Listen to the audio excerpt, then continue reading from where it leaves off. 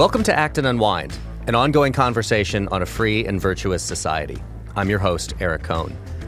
Thank you for listening. I want to ask that if you're listening to us on our website, that you navigate right now to the show notes for this episode, because that's where you'll find a link to subscribe directly to Acton Unwind at Apple Podcasts, Google Podcasts, Spotify, or anywhere else where you listen to fine podcasts. And if you like this program, please leave us a 5-star review at Apple Podcasts so as to help more people find our show. I'm joined today by Dan Huger, Acton's librarian and a research associate. And we're also joined today by a special guest, Philip Booth. Philip is Director of Catholic Mission and Professor of Finance, Public Policy, and Ethics at St. Mary's University, Twickenham, the UK's largest Catholic university. He is also an actuary and has a PhD in finance and worked previously for the Institute of Economic Affairs and the Bank of England. He is also the author of the essay, Creating an Economy of Inclusion, which was published in the fall 2023 issue of Religion and Liberty, and also was published online last Monday. R&L is available at select Barnes & Noble and Books A Million stores across the country. And you can save the time and trouble by subscribing to get our beautiful magazine in your mailbox 4 times per year for only $29.99. We'll include a link in the show notes where you can subscribe along with a link to Philip's essay. This week, we'll be discussing Osama bin Laden's letter to America blowing up on TikTok and the fawning over Xi Jinping by American CEOs. But first, to Philip's essay in this issue of Religion and Liberty that is focused on the subject of poverty. Philip, I just want to start off by opening up and asking you to tell us, what is your essay about? Well, my essay really is about how so many people in the world are poor because they are not excluded by markets, but are excluded from markets by poor institutions, by poor governance, by corruption, by war and conflict, and so on. Now, the number of, as I make clear in the essay, that the number of people who are in dire poverty has declined dramatically, and other indicators of economic welfare and social welfare have improved also dramatically over the last few decades. But nevertheless, some people, perhaps actually for the first time in 40 years, beginning now to be a growing number again of people are in dire poverty, and this is a really serious problem. So one of the ways you frame this, opening up, and I really enjoyed this essay and highly recommend it. We'll have this linked in the show notes. You open up by talking about the preferential option for the poor and how the church goes about thinking through these issues of poverty, not only questions of sort of the political economy of exclusion is another way you talk about this in this essay, but just why does the church focus so intensely on the poor? What is sort of the animating principle of the preferential option for the poor, and why does the church center the condition of the poor and the concerns of the poor when it talks about economic development, when it talks about human flourishing in general? Christians throughout the ages have had a special concern for the poor, and that really comes from gospel values, from the Beatitudes, from a whole range of values that are deeply embedded in Christianity from the very beginning, and not only from the very beginning of Christianity, but also throughout the Old Testament, where people in the Old Testament are admonished if they don't look after the widow and the orphan and the poor and so on. So putting the poor at the center of our attention is something which is demanded by the Christian way of life. And modern Catholic social teaching, I suppose, has expressed this by thinking about and talking about the importance of human dignity and those preconditions which are necessary for human dignity. And in order for a human person to live a dignified life, well, first of all, they must have life. So the state must protect life from conception until natural death. But secondly, for those, everyone must have those basic things which are necessary for a dignified life: food, shelter, clothing, healthcare, education, and so on. Now, a mistake that some people make is to assume that because people must have these things, they must be provided by government. Well, in general, they're not provided by government. Actually, we hardly ever get our food from government, and actually, throughout history, we've not got those things that we need for a dignified life from government. So what the church normally teaches is that governments must create the conditions by which human flourishing, the flourishing of all people within society, can take place, so that all have the material means for a dignified life. Excellent. And as you develop this, one of the concerns that comes up again and again in the church's social teaching, from Pope John the 23rd to Pope Paul VI to down to Pope Francis in the present day, is particularly the folks in the developing world who historically have been much, much poorer. And so the question is in what ways has the church's teaching specifically directed to the poor in those areas? In what ways is it addressed to those outside of the developing world and their obligations to those in the developing world? And then in what way is it directed to leadership in the developing world itself? Because there's a couple of different things going on, and we've talked about already how those economic circumstances have changed throughout this century in the developing world as well. Mm-hmm. Yeah, so when the first Catholic social teaching document, modern Catholic social teaching document, was produced in 1891, it was really directed towards the industrializing world and the treatment of workers in the industrializing world. Now, of course, the industrializing world at the time, by and large, was the Catholic or Christian world, at least, and included Europe, the Americas, and so on. And the treatment of workers was a key concern of Pope Leo's. Then, as time moves on, of course, those industrialized economies become more prosperous, and the vast majority of people within those economies become relatively prosperous. And then from 1967, Pope Paul VI made a series of visits to desperately poor countries, including India, which I think made a particular mark on him.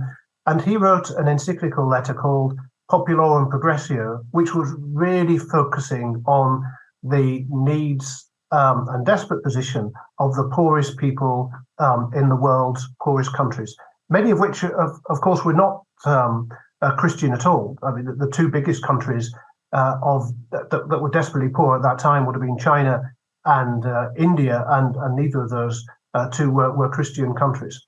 But nevertheless, despite those countries not being Christian countries, Pope Paul VI makes clear that that richer countries have an obligation to help the development of those poorer countries.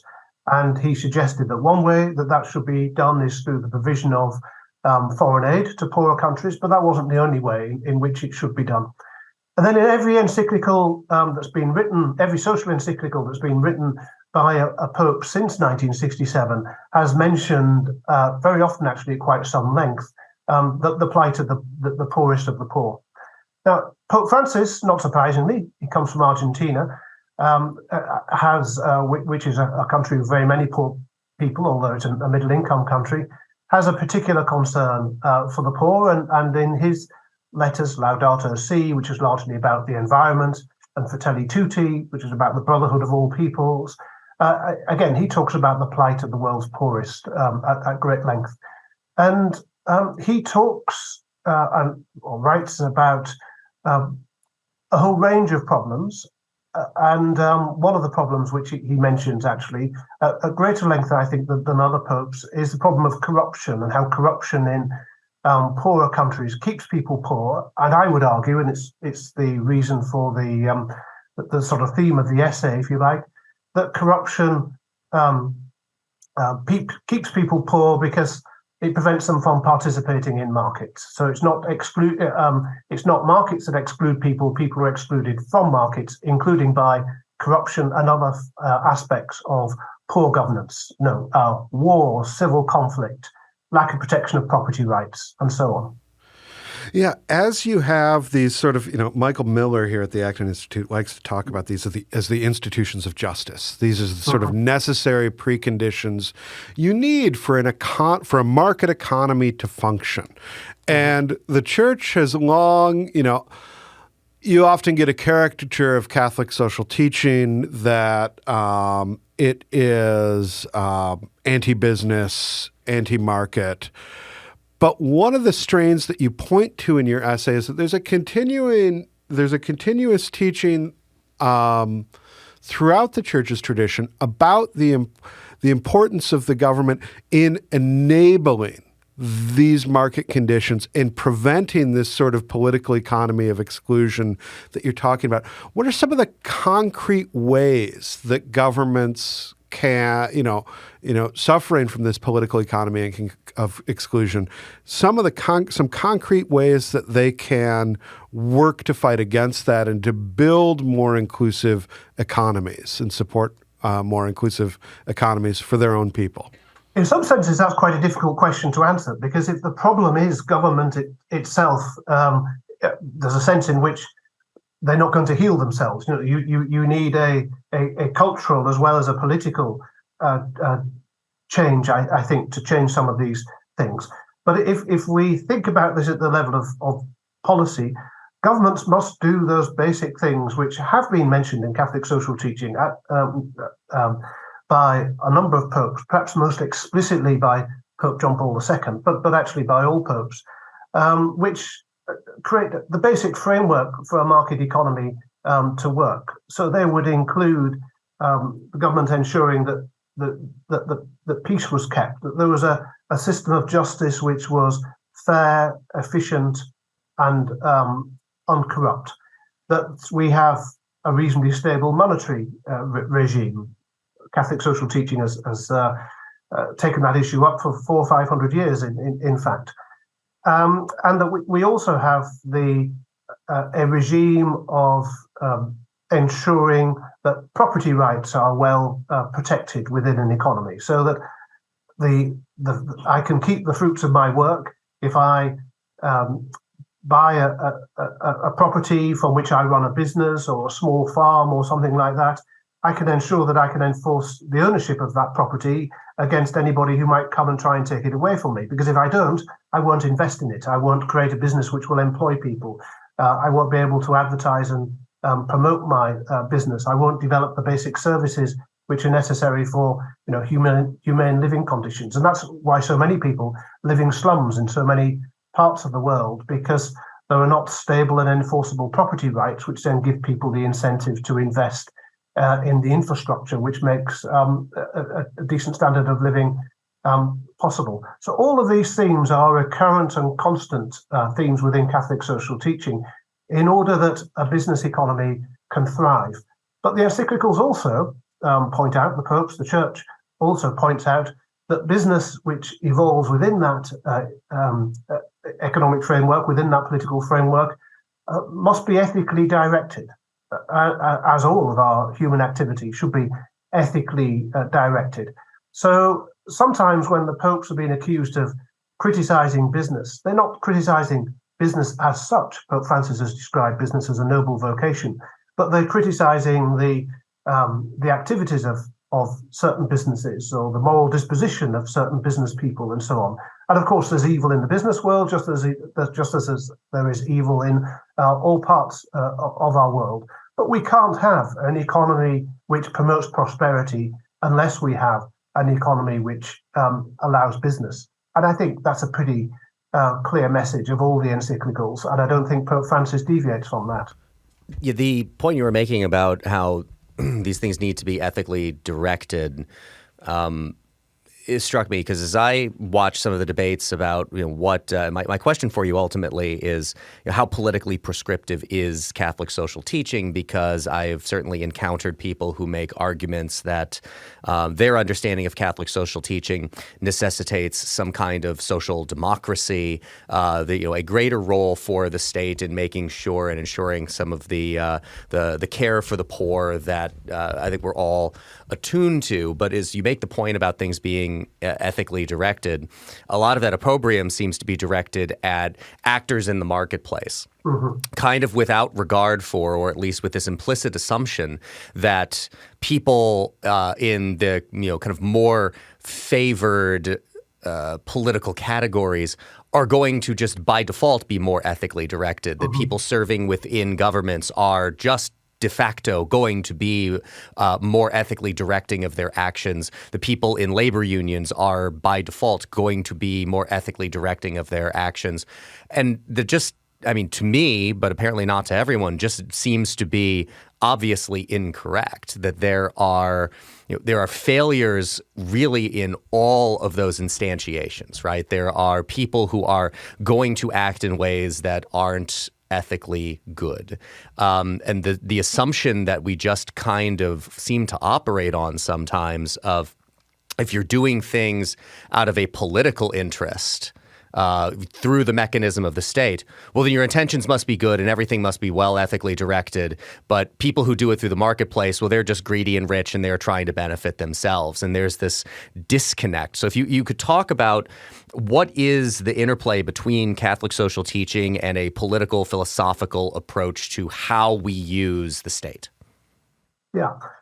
So there's lots in Catholic social teaching which is left to what is called prudential judgment, and I'll come back to that in a moment. But you've raised a really good point there about how, in the words of the public choice economist Jim Buchanan, how we often assume a sort of bifurcation of man. In other words, a situation whereby if people are operating in the business sphere, somehow they are potentially corrupt, greedy, etc., etc. Yet, if the same people are operating in the sphere of public life, they will necessarily only act in the best interests of the public at large. And actually, one of the good things about a market economy is that it limits the possibility for human sinfulness to create really serious problems.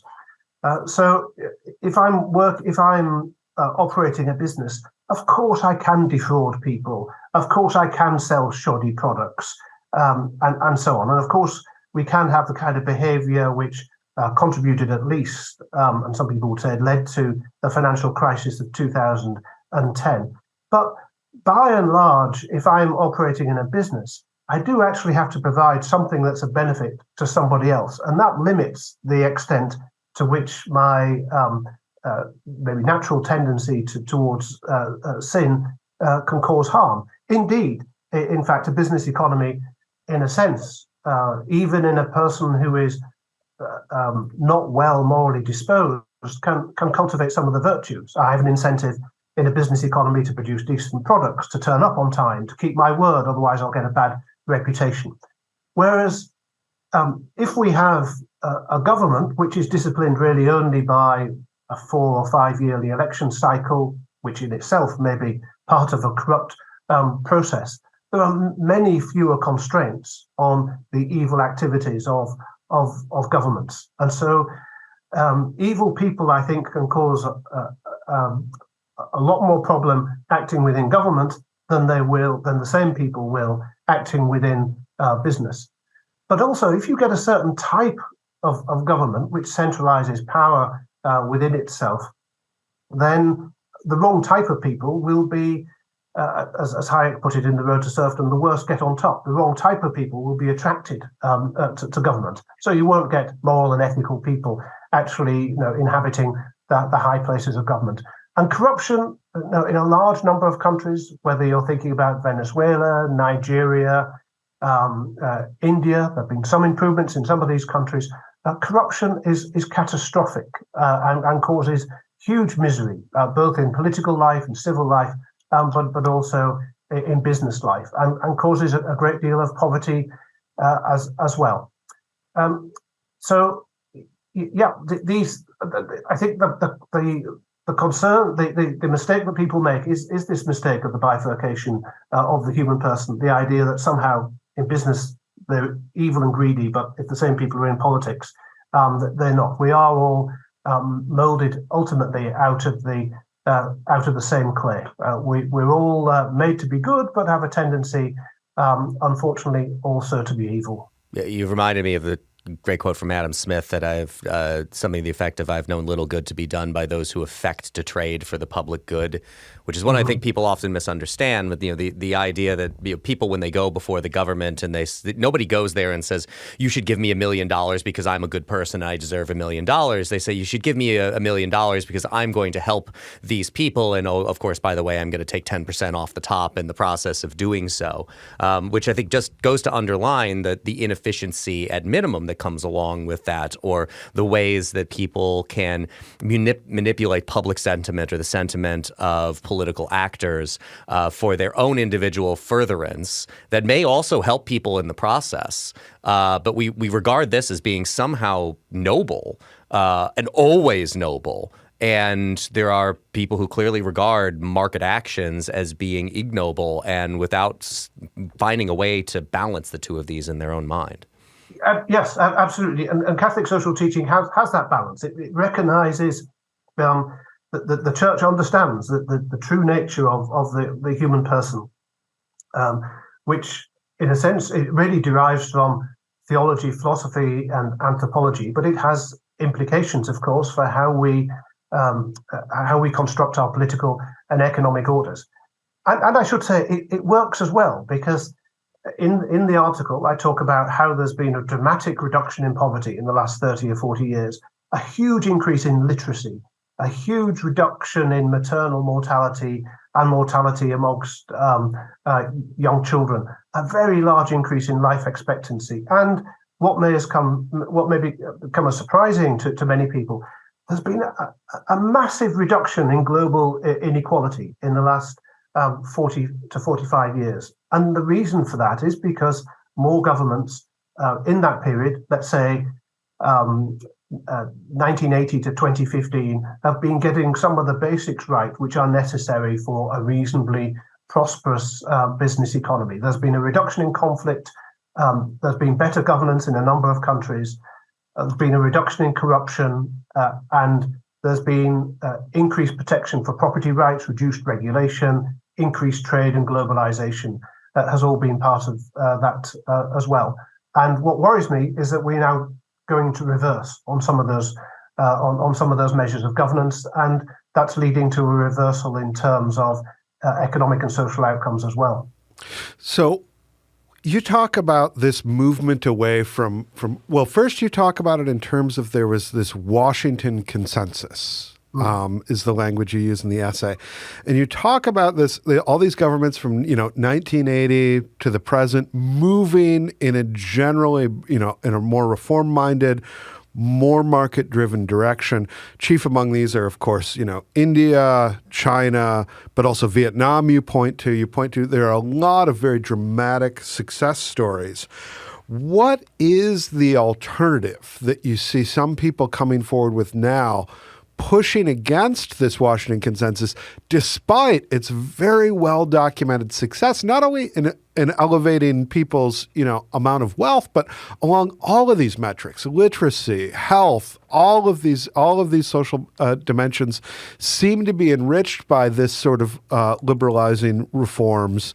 Why is there a movement against it, and what does that movement look like today?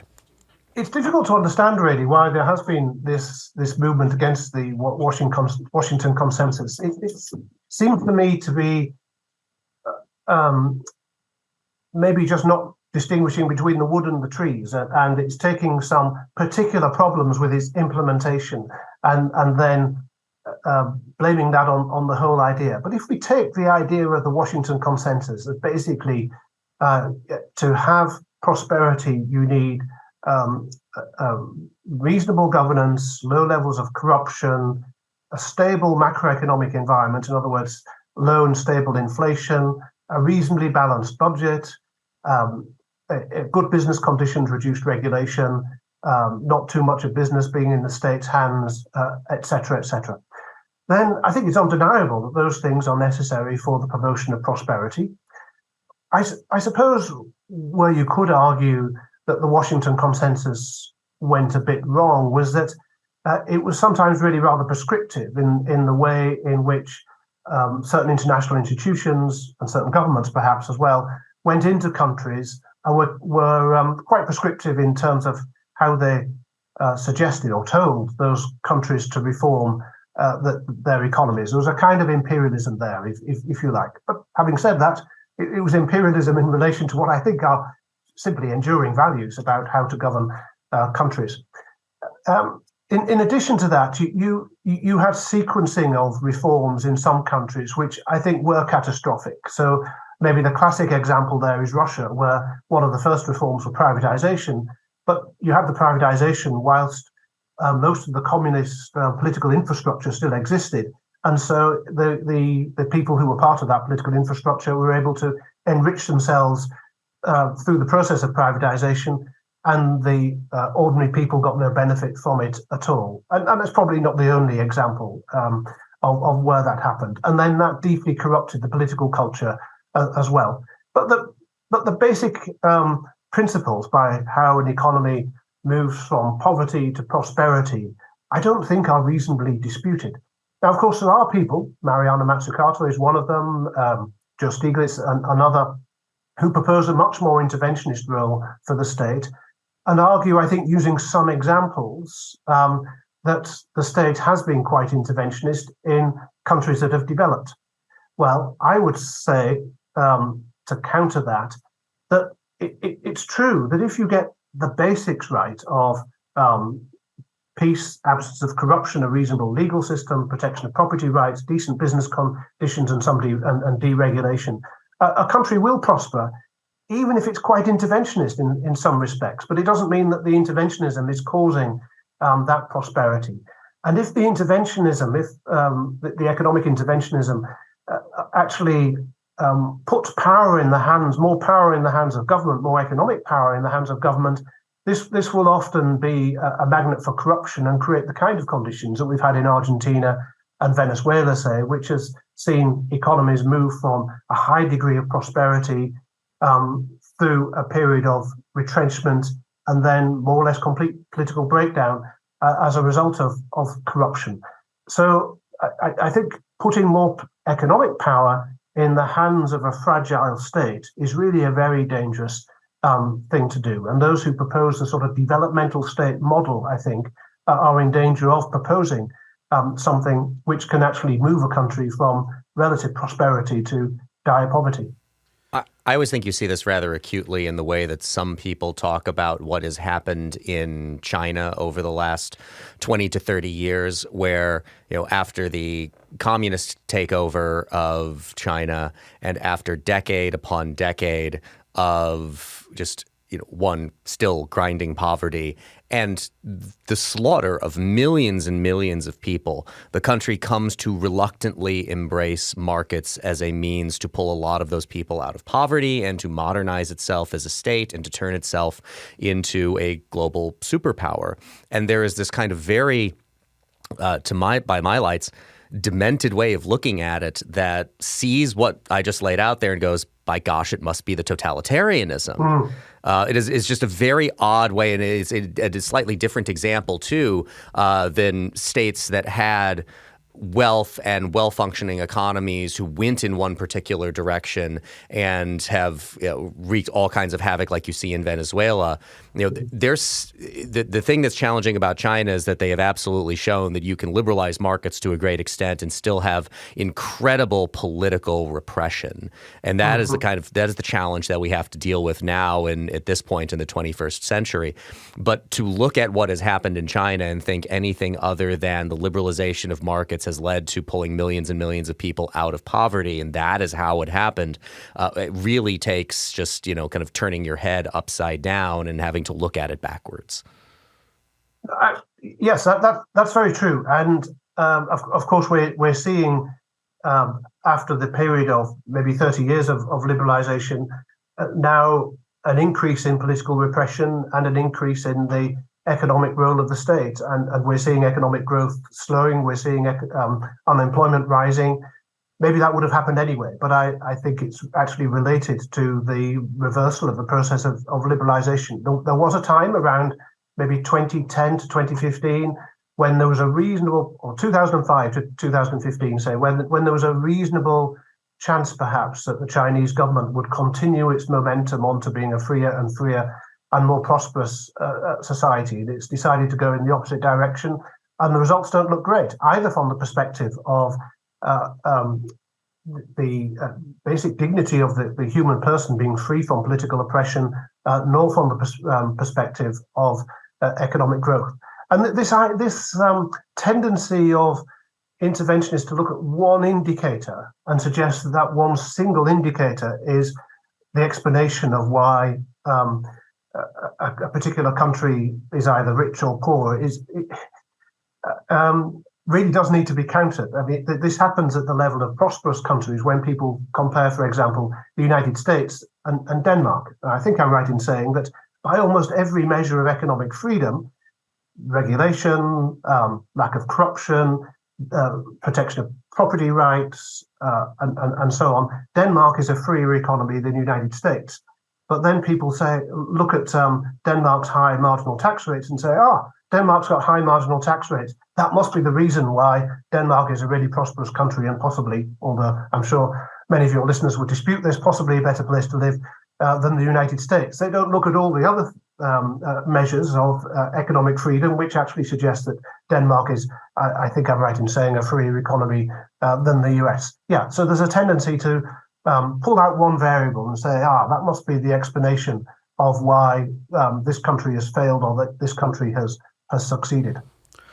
One of the reasons you point to, I think very, very, very perceptively in this essay, of the persistence of these challenges is something that gets drawn out in Catholic social teaching, is talking about the structures of sin that create these patterns of behavior that make it very, very difficult as an individual to do the honorable thing in your own private life because you're embedded in these corrupt systems, and make it very, very difficult for political leaders to do the right thing because of the corruption, and make it difficult even for business leaders to do the right thing in these contexts. Could you unpack for our listeners sort of that element of Catholic social teaching and how it bears on this political economy of exclusion, and how, because I'm thinking as we talk about the backsliding in China, many people are very concerned about potential backsliding in India as well. And part of me thinks, when I was reading your essay, is looking at that, is when you look at the reforms done by Prime Minister Rao in India and by Deng Xiaoping in China, they were liberalizations, but there was also corruption embedded in even the success stories that I think make those successes very fragile, in a sense, because these structures of sin are never really dealt with on a comprehensive level. Mm-hmm. Yeah, and one of the problems here, I'll go back in a moment to talk about what is meant by structure of sin in this context. But one of the problems here is that I don't think economists perhaps think as much as they should do about the question of the sequencing of reforms and the relationship between the sequencing of reforms and the overall political economy environment. So I mentioned before the question of privatizing industries in Russia whilst much of the communist bureaucracy was still in place. Now, it may make perfect sense in a different context for privatization to be the first reform, but it didn't make any sense, or it wasn't the right thing to do in the context of Russia at that time in the early 1990s. And so when you're looking at a reform program, it is worth thinking about which reforms might most effectively break down these structures of sin, one of which I mentioned is corruption, another rent-seeking. And I think one type of reform which can effectively do that is actually various forms of deregulation, because many poorer countries are very, very highly regulated. So, small businesses have to jump through an incredible number of hoops just to get their businesses registered. or to pass routine inspections and so on. So, of course, what they do is that they offer a bribe to the civil servant who is doing the inspections. Maguette Wade has written about this a lot, and James Tooley also in the context of private schools for the poor in poorer countries. And this also happens with trade regulation. So if you have to get an export license in order to sell your beans to a neighbouring country, or you have to get an import license in order to buy the raw materials for your factory so that you can produce something and then export it or sell it within the domestic market, if you have to get these licenses, if you have to pay really high tariffs, then what do? Well, it's very, very tempting. Indeed, you may not be able to avoid it, otherwise your business will go bust, to pay a bribe in order to avoid the regulations. So actually thinking hard about sequencing of reforms is important. And in those situations, actually just removing regulations, especially trade regulations, licensing and inspection regulations wholesale, will do much to reduce corruption.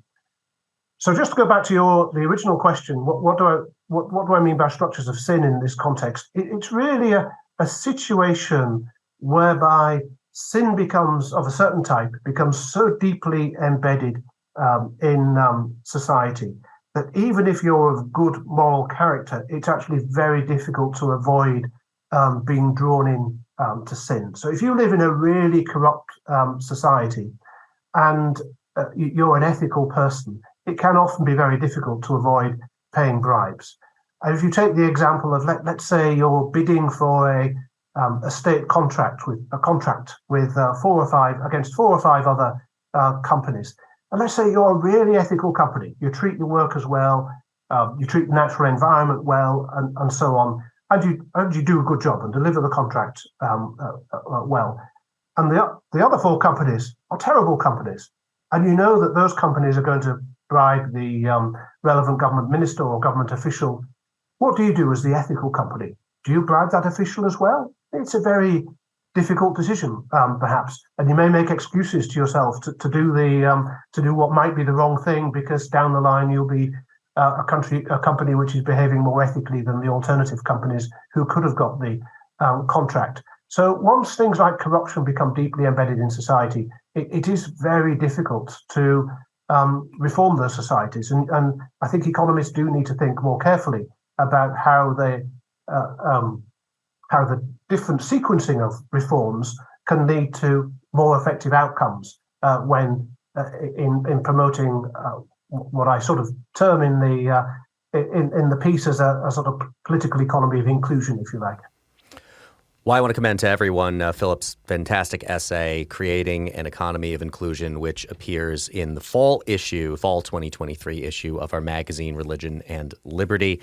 It's also available online. The link to that essay will be in the show notes. And you can also pick up your copy of Religion and Liberty at Barnes & Noble and Books A Million stores, as well as, I am now told, dozens of boutique bookstores all across the United States for those listening in this country.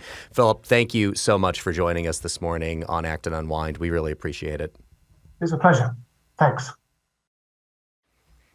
We're going to move now to our second topic for the program today, and I'm going to read from a piece in the New York Times. Videos on TikTok supporting a decades-old letter by Osama bin Laden criticizing the United States and its support of Israel surged in popularity this week, adding to accusations that the company is fueling the spread of anti-Semitic content. The White House condemned the resurfacing of the letter. The letter, titled Letter to America, was published a year after the terrorist attacks of September 11th, 2001, that were orchestrated by bin Laden. He defended the attacks in New York and Washington and said Americans had become servants to Jews, who he said controlled the country's economy and media. American taxpayers, he wrote, were complicit in harming Muslims in the Middle East, including destroying Palestinian homes. Some TikTok users said this week, this would be last week, that they viewed the document as an awakening to America's role in global affairs and expressed their disappointment in the United States. One popular video showed a TikTok user brushing her hair with the caption, "When you read Osama bin Laden's letter to America and you realize you've been lied to your whole entire life." I just want to get this statement on the record for anybody inclined to that viewpoint who may be listening, that you do not, as a matter of fact, gotta hand it to Osama bin Laden. The resurfacing of this letter is somewhat interesting because it inclines me to think that the people claiming that they read it did not actually read the letter. Because if we are to presume that the Gen Zers who are supposedly celebrating this and have had their mind opened by it, maybe just skipped past or breezed through the calls to convert to Islam, or the things he has to say about homosexuality that I presume they probably would not generally be on board with. So on one hand, I think there's not a lot of evidence that these people actually took this seriously. So I do want to add a little note of caution on that, if this is the kind of thing that gets people to freak out.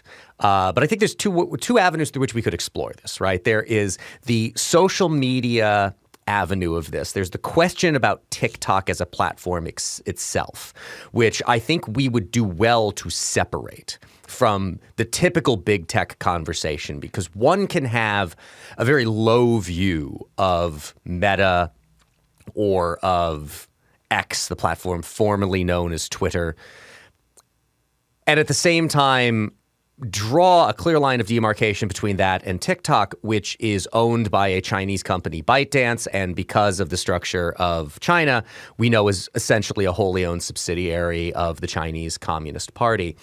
The other is a question about, to the extent that people are actually believing this, the things they are saying in these TikTok videos, they believe.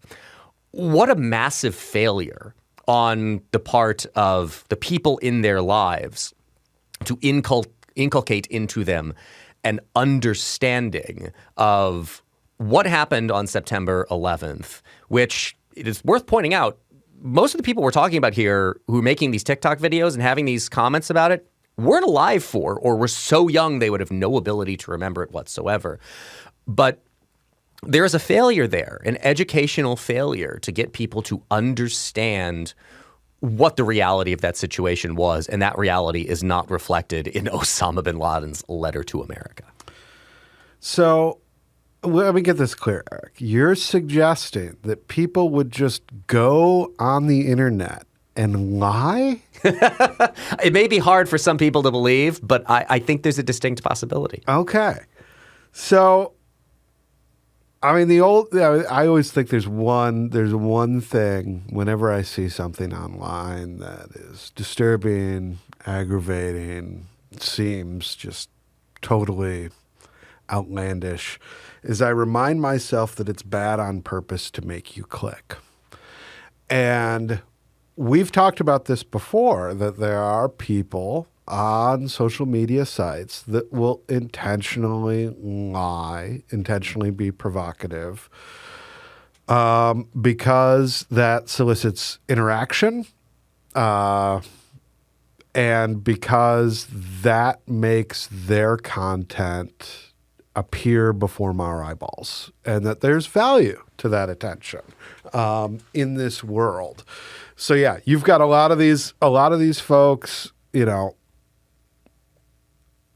The fact that you have a slew of them indicates that this is the case. That even if there is, you know, one TikTok influencer who she did happen to go onto the Guardian's website and read Osama bin Laden's letter from America, which is no longer on the Guardian's website because they themselves were sort of horrified by this development.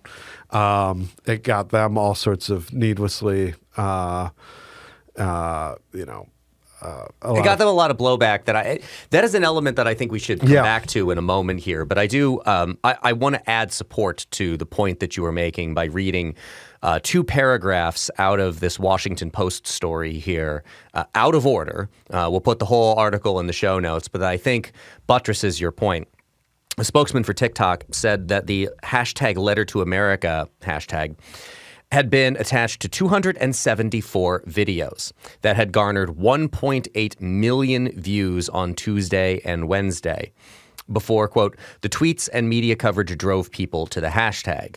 Other hashtags for comparison dwarfed discussion of the letter on the platform. During a recent 24-hour period, hashtag travel videos had 137 million views. Hashtag skincare videos had 252 million views. And hashtag anime videos had 611 million views, according to the TikTok spokesman. I want to contextualize that with a paragraph from earlier in this article. Then that evening, the journalist Yasser Ali shared a compilation he'd made of the TikTok videos in a post on X, formerly Twitter. That post, that one post alone, has been viewed more than 38 million times. By Thursday afternoon, when TikTok announced that it had banned the hashtag and dozens of similar variations, TikTok videos tag hashtag letter to America had gained more than 15 million views. So this becomes one of these interesting incidents where something is bad. Now, whether it's bad on purpose, I'm a little more torn on this individual situation because I don't know that I'm granting enough foresight and kind of trollish agency to a bunch of Gen Z TikTok creators who are thinking, I guess, that I'm going to boost Osama bin Laden's letter to America because it's going to drive engagement. It's going to make people mad. I do think people who are generally poorly educated and have a poor understanding of domestic politics and geopolitics cherry-picked elements of all of that kind of met them where they were in the current moment. I think you see this reflected in public opinion polling that shows that the age demographic that is most upside down from my point of view on the Israel-Hamas conflict, whether you're more supportive of, and they ask the question differently, Israel or the Palestinians, is the younger generation. So I think there is some trueness to all of this. But it is the drawing attention to it, like what Yasser Ali did in this case, that drives so much more of the attention and the engagement based around the outrage of the idea that this is what is going on.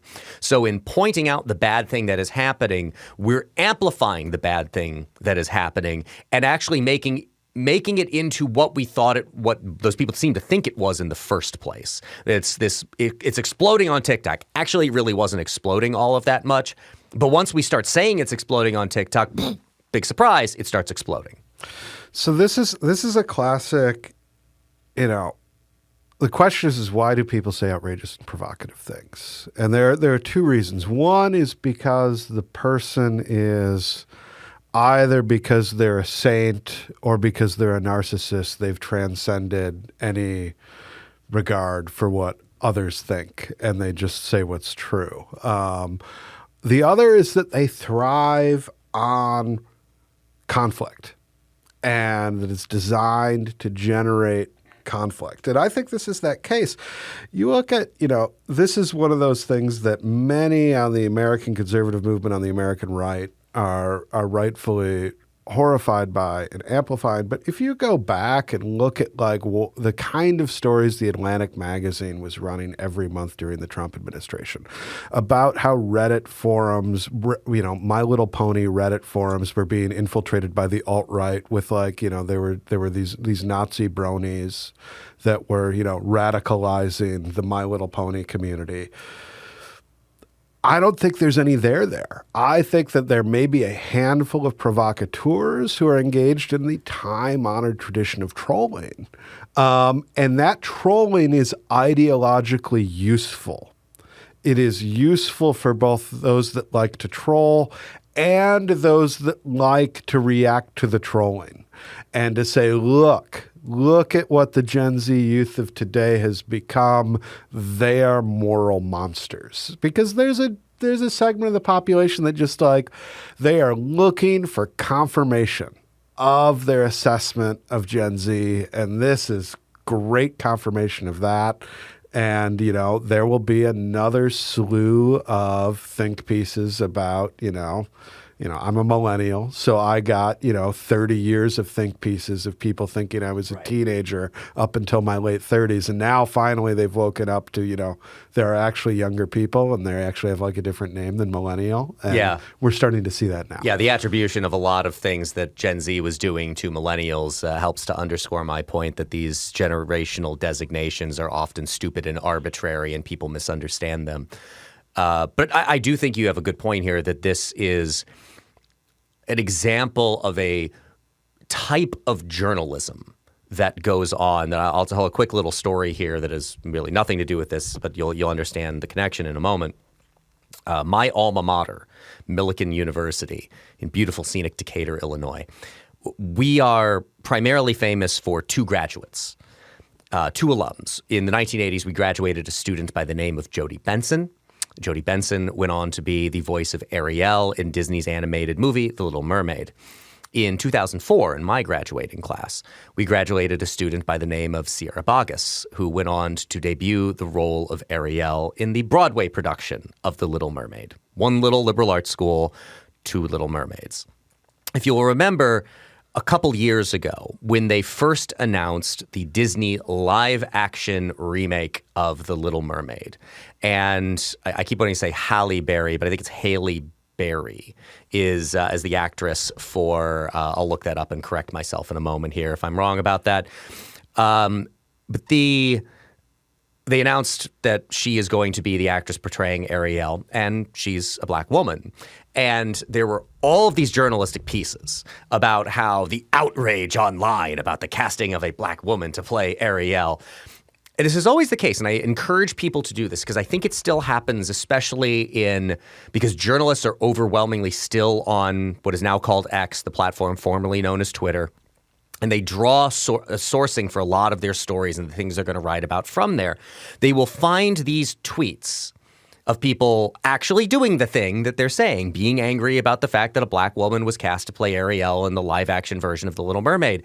But when you click through and you look at these accounts, these are people with like 22 followers, right? This is not something that is being amplified by people with thousands or hundreds of thousands of followers.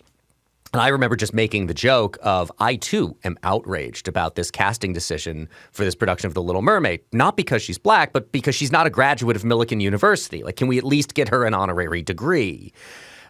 But I think it goes to underscore that a lot of these things are portrayed as being a lot more penetrating into the culture and exploding in a way that they aren't actually exploding for a lot of the purposes that I think you outlined. I want to get to the one element that we said we'd come back to, which was the Guardian's decision to pull down the bin Laden letter to America.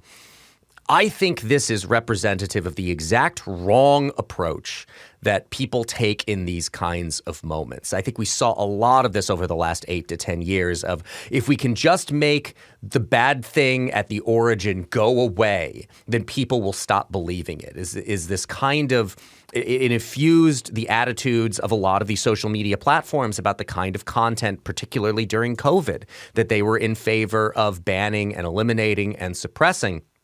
With this idea, like if people hear bad ideas, they will start to believe them. And that's true to a certain extent. But to me, this is representative of just the kind of failure that if you should be able to possess the faculties to read bin Laden's letter to America and understand why it is wrong, factually, historically, and morally. You should be able to do that. And if you are not able to do that, if you are so taken by a piece of propaganda penned by the architect of September 11th, you've been failed. You have been failed by your parents probably. You've been failed by the educational institutions who did not imbue to you an understanding of this country and what happened in the lead up and on September 11th and in the aftermath of all of that.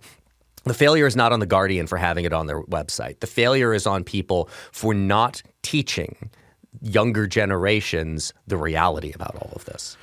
There's also the rationale that the Guardian offered for doing this was that that people were coming to this letter without context. And it's like, the letter is the context. You have pulled the context. Now if anybody comes across this, it is going to be harder for people to access this thing and use their faculties to sort of try to understand that this is just patently ridiculous and, to read the letter for themselves. I think there's a classic mistake in looking at these sorts of trends, these literally sorts of trending things on social media. We are like 24 TikTok trends removed already from this.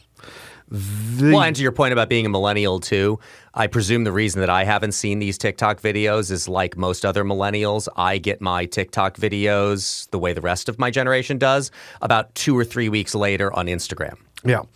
So you have these things that, they're here today, gone tomorrow. You look at the newspaper, this happens. Like real events that really impact people's lives are in one ear and out the other, because you know what? You can only hold on to so much. And so much of this is fleeting.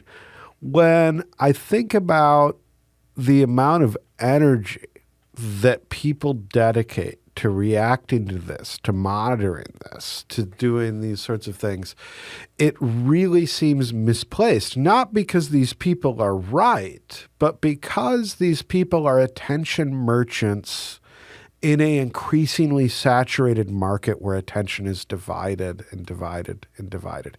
If it were 1955 and Walter Cronkite were reading out Osama bin Laden's letter to America on the nightly news and talking about how amazing it is, I'd be concerned. No one occupies that position, for better or for worse, in the United States of America today. And the upside of that is that, you wait around long enough and you get, people doing shots of Malord on TikTok, next week. Yeah. I want to raise this question that bridges into our third topic that we will touch on only very briefly because we are running long. Do you think that there's a colorable case to be made that I've wrestled with this question personally, that there is a colorable case to be made that the right thing to do is to ban the TikTok app in the United States? And I think, again, with the experience that we've had here at the Acton Institute with regard to TikTok, we were posting videos about our documentary on Jimmy Lai, the Hong Konger, which got us banned by TikTok. Let me just sum it up this way. I think there is a credible case to be made that it is some kind of a psyop, that it is controlled, that it is directed by a state that is hostile to the United States and has ill intentions towards the United States. And that, again, while this whole phenomenon that we've been discussing for the last 15 minutes or so was not as large, and it wasn't the tidal wave that it was made out to be, it nonetheless still exists. And there are younger people who disproportionately in Gen Z get their news from TikTok, who use TikTok as their primary search engine to learn about things. And I recognize the irony here as I come back to just saying that I don't think it was the right thing to do to pull the letter from The Guardian. I think there's a difference in kind in discussing an entire social media platform, ultimately where the algorithm is directed by the Chinese Communist Party. I am at this point wholly indifferent. I think that there are immense technological challenges to any such ban. This is, in societies that have any degree of success in controlling what's on the internet, I can think of two. And those are two societies we talked about earlier, which was China and India. China has done it through creating an essentially parallel structure, the whole sort of Great Firewall of China, which is very porous and which people can and do, thankfully, get around. In India, you have essentially, where the state weaponizes torts against critics and will file lawsuits potentially against firms, those sorts of things. That's also a mixed a mixed bag. It's effective against certain organizations and certain corporations that are large enough where their Indian business really matters. It's extremely challenging to do, and I have not seen an effective way to do it. And there's also the question of, if this is a Chinese propaganda operation, does it just shift? If it's important enough to develop the most popular social media platform in the world, and if they've done it once, why not again? So I think there's also an interesting case to be made. There's an interesting paper, and I'll provide the link for the show notes, that actually from a consumer surplus angle, all social media is negative. There's an interesting paper. I follow economics papers all the time, where it makes an interesting argument that social media is actually on net harmful in terms of, economically harmful to all actors, but, independently, it's one of those sort of tragedies of the commons sort of thing. And we'll put that in the show notes. Yeah, I think I'm largely in agreement with you. There are certainly elements of go back to the Thomas Sowell insight of, if the thing you're talking about is impossible to do, it's not worth talking about. And you're right. The nature of the internet is going to make it very hard. You can ban certain app stores from carrying the app, but there will then be other ways that one can access the platform. So I don't know about the effectiveness of all of it, unless you're going to just make the case that the symbolic action of having banned TikTok, of writing on a piece of paper that TikTok is hitherto banned, and I don't know. I'm a little bit more sympathetic along those lines than I used to be, but I still think I'm largely in agreement with you that I don't know how effective it's actually going to be to do it, and the harm might actually be more pronounced from attempting to do it, attempting to do something that's not possible in the first place. So we'll have to wait and see. I'm sure we will revisit this topic in the future. I want to handle very briefly our final topic for today, reading from a piece from National Review by the great Jimmy Quinn, who does great work covering China issues for National Review. On Wednesday night, Xi Jinping received a standing ovation from a group of more than 300 U.S. elites at a welcome dinner by friendly organizations in the United States. That's how Chinese officials and state media characterized the event at the Hyatt Regency in San Francisco, attended by U.S. corporate leaders and political heavyweights with close ties to Beijing. It's hard to dispute their framing. The crowd was a who's who of Americans with a vested interest in maintaining close ties with the Chinese Communist Party. Note some of the people who were in attendance there. Apple's Tim Cook, BlackRock's Larry Fink, Blackstone's Steven Schwartzman, Bridgewater's Ray Dalio, Boeing's Stanley Deal, FedEx's Rajesh, I cannot pronounce his name, and I'm not going to try to butcher it because I'm not a jerk. MasterCard's Merit Janow, Nike's Mark Parker, Pfizer's Albert Bourla, and Qualcomm's Cristano Aman. So there's something incredibly gross to me about all of this. The kind of fawning over a communist dictator in Xi Jinping, a guy who is doing all the things that we know from, that we've talked about and documented here at Acton and on this program, the persecution of Jimmy Lai in Hong Kong, the ethnic cleansing of the Uyghurs in the Xinjiang province, and to just kind of fawningly welcome him to the United States is just kind of a bad look for this country and for a lot of corporate CEOs who are kind of in this groveling place, being there, applauding a man who's doing really, truly terrible things. This is an example of what we talked about at the top of the hour with Philip Booth and the structures of sin. We have a situation where many of America's leading firms, leaders, where the incentives are such that, you are right, this is extremely bad optics, but the incentives are such right now, the structures of sin are so deeply embedded that it's still worth it to them despite it. That they think that there is more to be gained than to be lost by associating with a figure that we know is a monster. That is, so the question is the structures of sin is an explanation It's not an excuse. It might be, morally mitigating factor in some sense, but that doesn't make it any less wrong. And I think we're right to call attention to it.